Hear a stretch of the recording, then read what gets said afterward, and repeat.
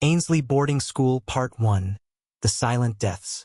As one of the oldest and most prestigious boarding schools in England, Ainsley School nestled quietly among the rolling hills of Yorkshire. Its ancient, imposing buildings, with grey rooftops jutting out like the backs of ancient beasts, always drew the gaze of passers-by. A thick morning fog perpetually blanketed the area, as if the place was forever cloaked in some grim secret. Rumors had it that many generations had graduated from Ainsley, but not all had left in peace. Within the school grounds, students lived under a strict disciplinary regime. The old brick walls and winding corridors constantly whispered with the sounds of footsteps and doors quietly opening and closing in the dead of night. But what made Ainsley truly terrifying were the strange disappearances. Over the past few decades, at least 5 students had vanished mysteriously, leaving no trace behind, only whispered stories and growing fear. The story begins on a stormy October night, when a new student, Henry Collins, arrived at Ainsley. Orphaned after his parents' sudden death in a car accident, Henry was admitted to the school with hopes of building a brighter future. But from the first day, he sensed something wasn't right. Every time he walked through the vast hallways, the painted eyes in the portraits seemed to follow him. That very night, as the rushed footsteps of other students echoed through the dormitory, Henry felt a shadow moving inside his room. He awoke with a jolt in the middle of the night, a strange feeling washing over him. Then came a soft knock at the door. When he opened it, there was only thick darkness and a chilling breeze. But the strangest thing of all was the room across from his room 301. It had always been vacant. Since his arrival, no student had dared to stay there. And despite his questions, no one ever spoke about it. The dormitory supervisor, Mrs. Evelyn, a middle-aged woman with snow-white hair and watchful eyes behind cloudy glasses, always avoided the topic. She would simply sigh whenever someone expressed interest in moving in. Driven by curiosity and fear, Henry began investigating the school's unsolved disappearances. One day, while browsing the dusty old library, he stumbled upon an ancient, forgotten diary. It belonged to a student named Emma Sinclair, who had vanished during a terrible snowstorm 20 years earlier. Emma's diary chronicled strange occurrences at the school: soft breathing in the night, figures passing by the windows, and bizarre noises from the walls. But one entry caught Henry's attention. Emma wrote about room 301, claiming that a strange presence dwelled there. "It's not a ghost," she wrote. "It's something alive, something that's waiting." Obsessed, Henry decided to explore room 301. One stormy night, after all students had retired, he crept down the dark corridor. The room stood silent, its door shut, but a frigid aura seeped from within. Henry reached out and turned the handle. To his surprise, the door creaked open, and he stepped inside. The room looked abandoned. Everything was covered in dust. Old wooden desks, a single bed. But as his flashlight swept across the floor, Henry noticed something strange. Bloody footprints leading to a small hidden door beneath a rug. Fear gripped him, but something compelled him forward. He opened the hidden door, revealing a moldy, foul-smelling cellar. In one corner sat an old desk, cluttered with faded photos and documents. As Henry flipped through them, he found photographs of the missing students. But what truly made his blood run cold was the final image. A group of students, among them Emma Sinclair, and a strange man with hollow eyes and pale skin. Beneath the photo, scrawled in blood-red ink, was a chilling message: "Stay away from Ainsley, or you will be next." Ainsley Boarding School Part 2, The Dim Hallways. Henry left the cellar clutching the photo and old documents, his mind spinning with unanswered questions. Emma Sinclair's diary, the bloody footprints, and that haunting photograph of the hollow-eyed man. All of it felt like a dark web pulling him deeper into a mystery he wasn't ready to face. Returning to the dormitory, Henry couldn't shake the feeling of being watched. Each step he took echoed with phantom footsteps behind him. Icy drafts blew through cracks in the doors. Despite Ainsley's serene exterior, within its walls lurked a labyrinth of fear and shadow. The next day, Henry confided in his new friend, Alice, a clever and observant girl who had been at Ainsley since year 10. Though she appeared gentle, her eyes were sharp, and she had a keen sense for the unusual. In fact, she'd witnessed students acting strangely before disappearing. "Henry, I know you're worried," Alice said as they sat in the library. "But this isn't a simple matter. You're not the first to feel like this. Others before you have tried to uncover the truth behind the disappearances. None of them met a happy ending." "What did they find?" Henry asked, his voice trembling. "What did they know?" Alice hesitated before answering. "There are rumors. Some say Ainsley isn't just a normal school. Centuries ago, the founder, a teacher named Gregory Finch, performed a strange ritual during a full moon, one that would bind wandering souls to the school, so it could live forever." "Souls? Rituals?" "Alice, that sounds like a legend." "Maybe," she replied. "But what about the signs? The disappearances, the footprints, the figures in the night. Those who couldn't escape left behind marks. Marks that never fade. Not until Ainsley stands empty." Henry fell silent, dread rising within him. Part of him believed her, though he didn't want to. They sat in brooding quiet until a thought struck Henry like lightning. Could it all be connected to room 301? Alice's eyes widened. "That room? You went in." "By accident," Henry said. "But there was something strange. Bloody footprints led to a hidden door. I found a cellar with old documents and photos." "Then we're going back," Alice said firmly. "You can't face this alone." Chapter 3: Secrets Yet Unveiled. Late at night, when the students had fallen asleep, Henry and Alice crept down the hall toward room 301. The corridor was deathly quiet. The yellow lights on the ceiling flickered, casting long shadows on the cold tile floor. Their hearts pounded with every step. As they approached the room, a chill swept past them. The air felt denser, heavier than usual. The door, silent as ever, slowly creaked open, this time on its own. Inside, the room looked unchanged. But Henry noticed something strange. The walls seemed almost translucent. The bloodstains had faded, leaving behind cracks, as if the room had aged for centuries overnight. Together, they descended into the cellar once more. Everything appeared as before, but the desk had been disturbed. The documents and photos were shuffled, as if someone else had been there. Upon closer inspection, they found a strange hand-drawn map among the papers. It depicted a network of twisted lines looping in a circle around the school. "What is this?" Alice whispered. Henry furrowed his brow. "A clue. Maybe it points to something hidden in the school." Just then, a faint sound echoed behind them. They turned, and in the dim flashlight beam, a figure stood at the cellar door. Its eyes were milky white, devoid of life. They froze. Neither dared to breathe. They had stumbled into a realm they could not return from. Chapter 5: The Phantom Night. The figure stood motionless at the cellar door, its blank white eyes sucking all warmth from the air. Henry and Alice were paralyzed, staring at the ghastly form. It wasn't human. Its pale, wrinkled skin and lifeless gaze filled the room with unspeakable dread. Do you see it?" Alice whispered, voice trembling. "Of course I see it," Henry replied, gripping the flashlight tighter, too afraid to move. The figure didn't speak, didn't blink, just stood as still as a statue. Henry felt nailed to the floor, unable to look away. Alice, summoning her courage, began inching back, tugging Henry with her. But the moment she moved, the figure glided toward them, quickly and soundlessly, like a shadow with no weight. They turned and ran, but every step forward seemed to deepen the darkness around them. The walls twisted and shifted. Doors stretched farther away. It was as if the school itself was trying to trap them. "Do you hear that?" Alice cried, her voice breaking. A shrill, dry giggle echoed through the dark, a laugh that froze their blood. Henry turned back. The figure was gone. In its place lingered only a faint, hazy silhouette. Then a voice spoke behind them. "Where do you think you're going? Ainsley is our home now." They turned. A man stood there. Someone they didn't recognize, yet he felt familiar, like a long-forgotten memory.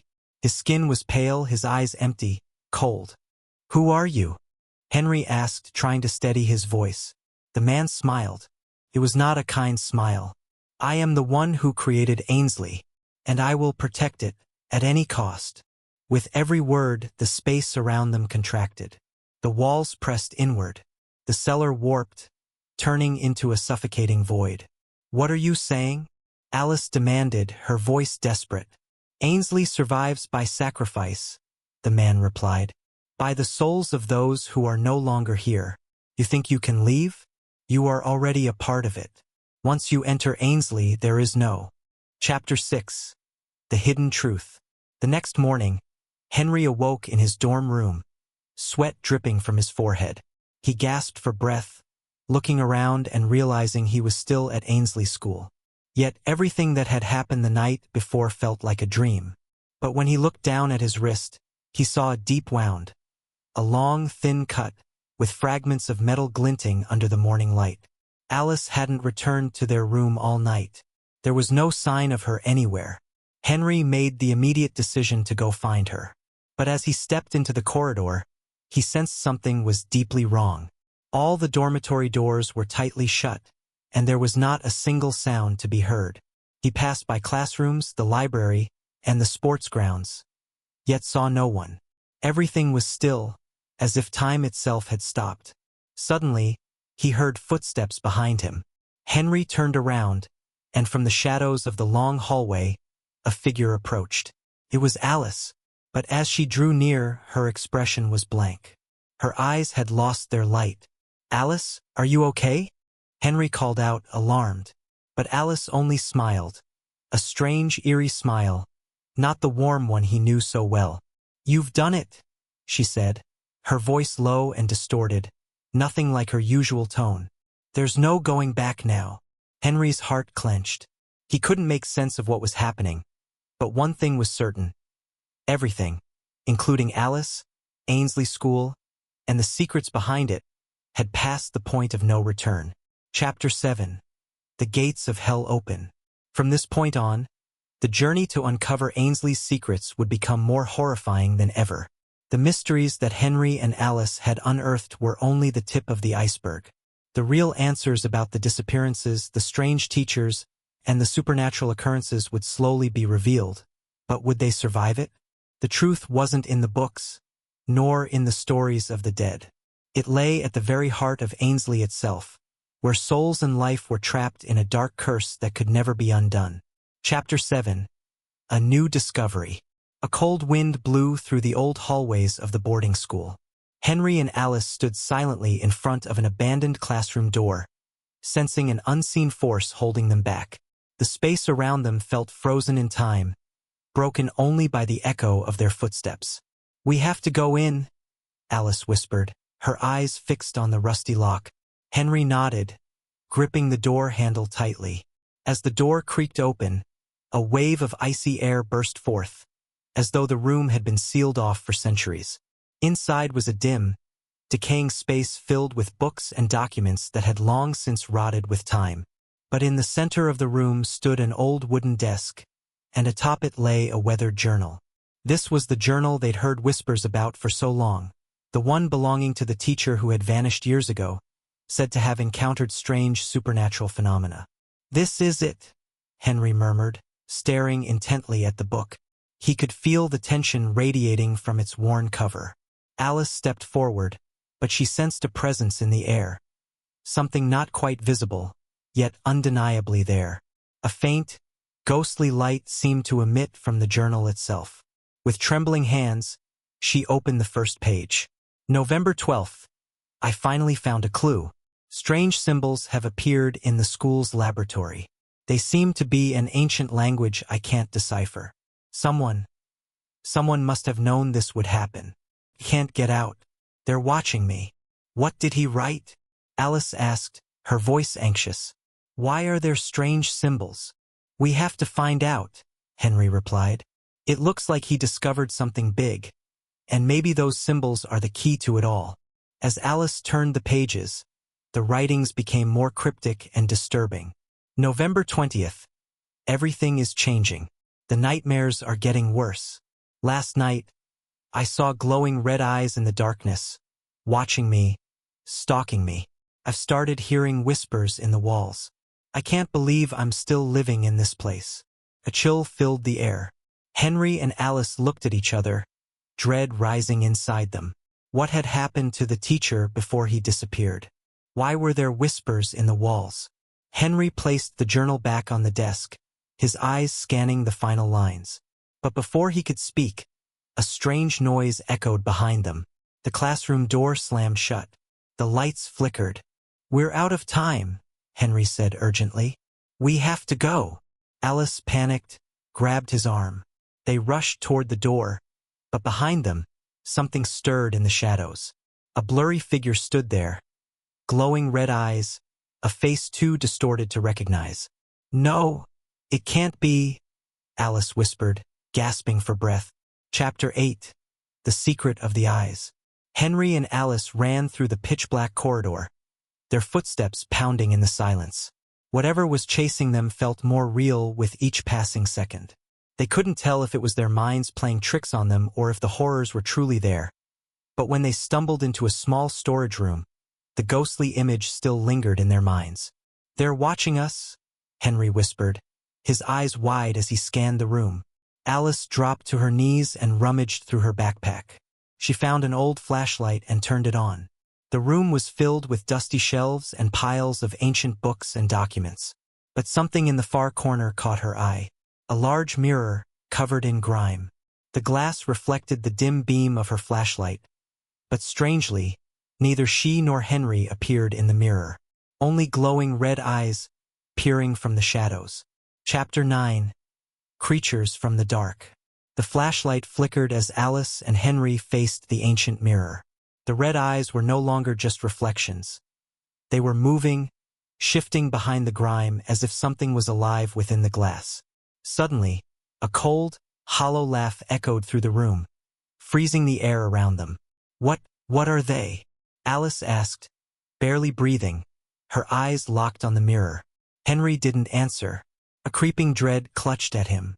These weren't illusions, they were real, and they were getting closer. He turned toward Alice just as her flashlight passed over the wall, and a shadow darted by in a blur. "Run!" Henry shouted, but it was too late.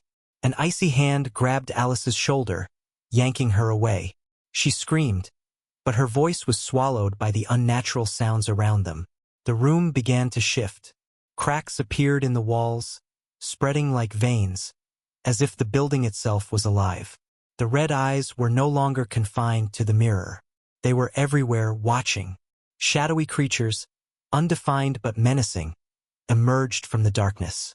Their long heads and glowing red eyes hovered in the gloom, threatening to consume everything. "Go!" Henry yelled, pulling Alice toward the door, but it was blocked. The creatures surrounded them, lowering their heads. "There's no escape," a voice whispered in the air. It wasn't human. It belonged to the otherworldly beings that haunted this place. Then everything went dark. A thick, black silence fell. It felt like they were being dragged into an endless void. Suddenly, a faint glow appeared. The journal they had left behind in the storage room was glowing with a strange blue light. "The journal! It can help us!" Alice shouted. Henry didn't respond, but the look in his eyes said he understood. They rushed back to the room where the journal awaited. Each step was a race against time, and when they reached the desk, a cold wind blew through the room, flipping the pages violently. "Read it!" Alice cried. Henry opened the book, and as he read the next lines, a powerful force surged through him. The journal didn't just record strange events. It held instructions on how to fight back. November 22nd. I found a way to fight them. They cannot exist if the space around them is broken. But it comes at a cost. One of us must be sacrificed to restore the balance. The final line made both of them freeze. They weren't just facing monsters. They were facing a painful truth. To escape this darkness, someone might have to pay the ultimate price. Chapter 10. The Presence of Darkness. The air in the room grew suffocating. Strange creatures moved around them, and with every step they took, the ground seemed to tremble. Alice clutched Henry's hand tightly, her eyes full of worry, yet she couldn't ignore the strange sensation, as if some invisible force was protecting them. "We have to believe in the diary," Henry said, his voice tight with tension. "If we can break this space, these creatures will be pushed back." Alice looked at him, her eyes filled with both hope and fear. "But is it even possible? Or will we be the ones to pay the price?" Henry didn't answer. He simply stared at the creatures closing in. One of them came closer, its blood-red eyes piercing through the darkness. Suddenly, a strange wave of energy radiated from the diary, surrounding them. "Feel it!" Alice shouted, as they both stared at the book. The ancient symbols on its pages began to glow, emitting powerful rays of light, as though the curses within were striking back at the creatures. The red, burning eyes seemed drawn to the light but could get no closer. Finally, one of them let out a shriek, its voice echoing through the room. And then, in a single moment, all the strange creatures vanished, leaving behind only silence, and the sound of Henry and Alice gasping for breath. They looked at each other, barely believing what had just happened. They had survived, but the true cost of this battle was still unclear. Deep down, a question remained unanswered. Where had those creatures come from, and would they return? Chapter 11. The Eternal Secret. Despite the disappearance of the strange creatures, Alice and Henry couldn't shake the feeling that the battle was far from over. The symbols in the diary still haunted them, and they knew that many mysteries remained unsolved about the eerie phenomena happening at the boarding school. The whispers within the walls hadn't truly faded. An unseen force still lingered, waiting for the right moment to rise again. And as they looked at the diary once more, a new line of text appeared, ominous and promising. "Never forget, the end is only the beginning of a new cycle." Chapter 12. The Return of Darkness. Though they had escaped the attack of the bizarre creatures, an uneasy feeling continued to cling to Alice and Henry. They couldn't erase the fear rooted deep within. It seemed the boarding school wasn't just a place of learning, but a trap, a haunted ground where reality could shift in a heartbeat. Alice sat by the window, the pale moonlight illuminating her face, revealing the weariness and worry she bore. Henry stood beside her, his eyes staring into the distance, filled with doubt and unease. Once again, the diary that had saved their lives lay in their hands, but now it was silent. No more words appeared. "We can't keep running forever," Henry said, his voice tired but resolute. "Something is still unresolved." Alice turned to him, her eyes filled with doubt. "What's unresolved?" "We defeated them." "No," Henry shook his head. "We don't truly understand it. Those creatures didn't appear by accident. Someone opened the door to them. Someone from this school. And they're still here." A cold gust of wind swept through the window, making them both shiver. The whispers in the hallway returned, growing louder, like a warning. "Then what do we do?" Alice asked, but before she could finish her sentence, the wall across the room began to shift. A new crack appeared, spreading like a bleeding wound. Strange sounds echoed from within, as if something or someone was trying to break free. "We can't just stand by," Henry said, gripping Alice's hand. "We have to face it." Chapter 13.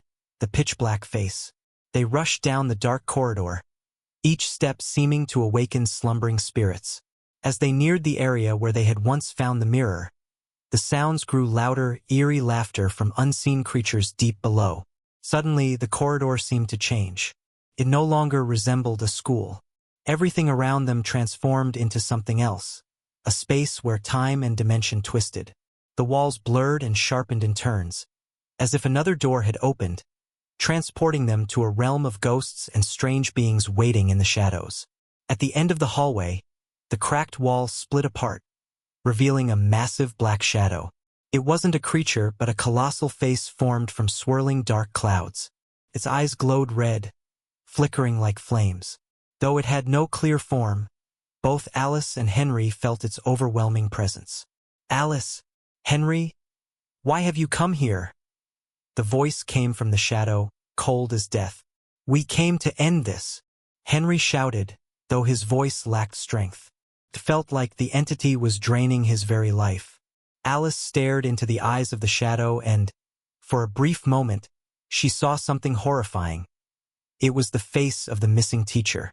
He was looking at her with lifeless, hollow eyes. "Sir?" Alice called out, but he didn't respond. Instead, the face smiled, a cruel, mysterious grin. Suddenly, a shadowy hand reached out, grabbing Alice and pulling her into the darkness. Chapter 14, The Final Choice. Henry lunged toward Alice, but his body froze. Everything around him blurred, as if gravity and reality no longer existed. He was falling through a void of darkness and mocking laughter. "No!" Henry shouted, struggling to escape. He saw Alice being dragged into the blackness, her face filled with terror. A loud noise echoed, and suddenly, the entire space shattered. In a heartbeat, all was silent, and Alice and Henry stood in a strange realm of shadows and dim light. "We've returned to the beginning," Alice whispered. "No, not quite," Henry replied firmly. "This is the moment we must face the truth." As the words left his mouth, a blurry figure appeared before them, their teacher. But he was no longer the man they once knew. His shadow had transformed into a grotesque entity, his face twisted, eyes glowing red like fire. "I am the one who opened the door," the teacher said, his voice no longer human but otherworldly. "And you are the ones destined to keep the balance between these two worlds." Alice and Henry looked at each other. They realized they could no longer run. They had been pulled into a game they couldn't escape. But in that moment, Alice took Henry's hand, and together they said, "We won't let this continue." Chapter 15. The end. The door is closed. At last, after a fierce battle against darkness, strange beings, and their own fears, Alice and Henry succeeded in sealing the door. No more creatures, no more eerie laughter. Only silence remained, a place where they could finally find peace. But even as it ended, they knew one thing remained unanswered. Had those strange beings truly been defeated, or had they only retreated for now? And had they really escaped the shadow of the old school? As they walked away from the school, the blinding sunlight hit their faces. But in their minds, one question still echoed. Had the ghosts and strange beings really vanished, or were they just waiting for the right moment to return? The diary lay still in Henry's hands, a witness to all that had happened, with the final lines still left unresolved. Only when the darkness fully disappears will this story truly end. And like a shadow, the story lingers on, with ghosts and eerie events ever waiting in the background.